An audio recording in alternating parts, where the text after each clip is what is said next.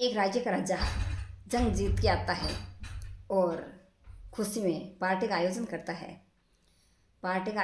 है। तब हीरे मोती जवाहरात जो भी उसके पास होते हैं, काफ़ी धन इकट्ठा कर लिया।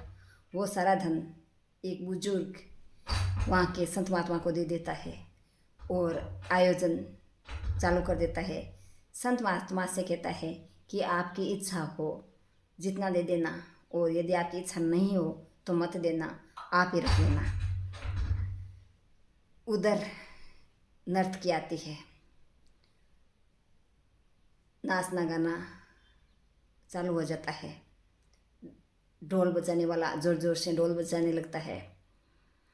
सब आनंदित होते हैं, राजा रानी राजकुमारी राजकुमार सब बैठे होते हैं, पूरी प्रजा बैठी हुई होती है और सभी प्रोग्राम का आनंद लेते हैं। जैसे ही रात बीतने वाली होती है, डोली थक जाता है, उसके हाथ रुकने लगते हैं, उसे नींद आने लगती है और वो रुकता हुआ नजर आता है तो नर्तकी कहती है, अरे घणी गई थोड़ी रही, जास्यू भी पल पल जाए। ये सुनते ही ढोली अचानक जागता है और बड़ी तेज से ढोल बजाने लगता है और नर्तकी भी दूने चाव से जोश से नाचने लगती है। इतनी देर तक उस संत महात्मा ने नर्तकी को एक कौड़ी भी नहीं दी थी, जिसने एक साथ ही सारा का सारा खजाना नर्तकी के हवाले कर दिया। ये देख के उधर से राजकुमारी आई दौड़ती हुई, उसने अपने गले का मोतियों का हार नर्तकी को दे दिया। राजकुमार आया दौड़ा दौड़ा, उसने भी अपने मोतियों की माला निकाल के उस नर्तकी को दे दी। ये देख के राजा अचंभित हो गया, प्रजा अचंभित हो गई, रानी अचंभित हो गई और सभी ने नर्तकी से पूछा कि आपने ये क्या बोल दिया? इतनी रात बीत गई, आपको एक पैसा ही नहीं मिला और अब आपको इतना बड़ा खजाना मिल गया, मोतियों के हार मिल गए, मोतियों की मालाएं मिल गई, ये क्या चमत्कार है? क्या किया आपने, क्या बोला?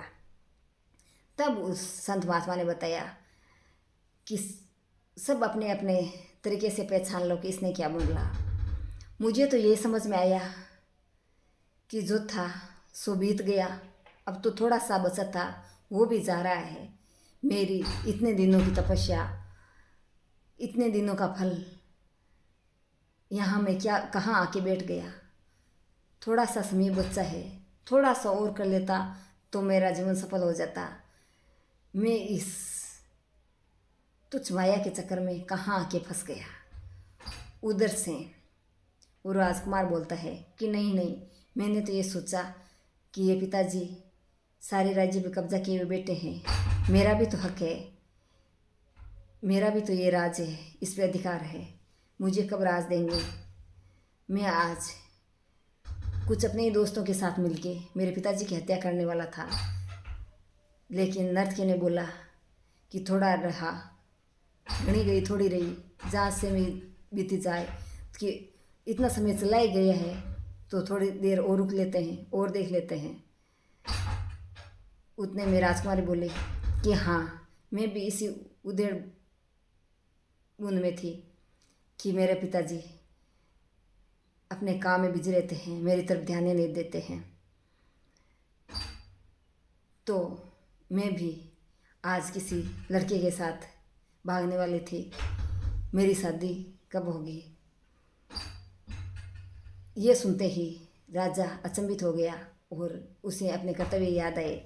उसने जल्दी से व्यवस्था की, अपने बेटे की शादी करवा दी, अपने बेटे को सारा राजपाट दे दिया और उस संत महात्मा को उसके स्थान पहुंचा दिया तपस्या के लिए, और स्वयं सब कुछ निपटा के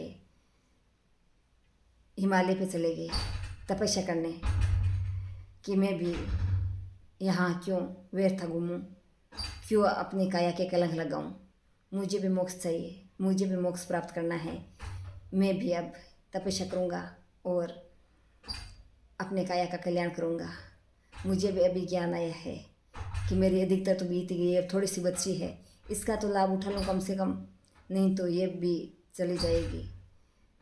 तो यदि अच्छी बात, सच्ची बात, दो शब्द ही हो, समय पे मिल जाए और हम उस पर मनन कर ले, चिंतन कर ले, तो वो गहरी बात होती है।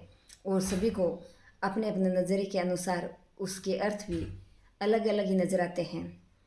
तो हमें हर बात पे सोच समझ के निर्णय लेने चाहिए, चिंतन करना चाहिए, मनन करना चाहिए। माहौल, समय, बातें कोई बुरी नहीं होती है, बस फ़र्क होता है तो हमारे सोचने का होता है, हमारे समझने का होता है।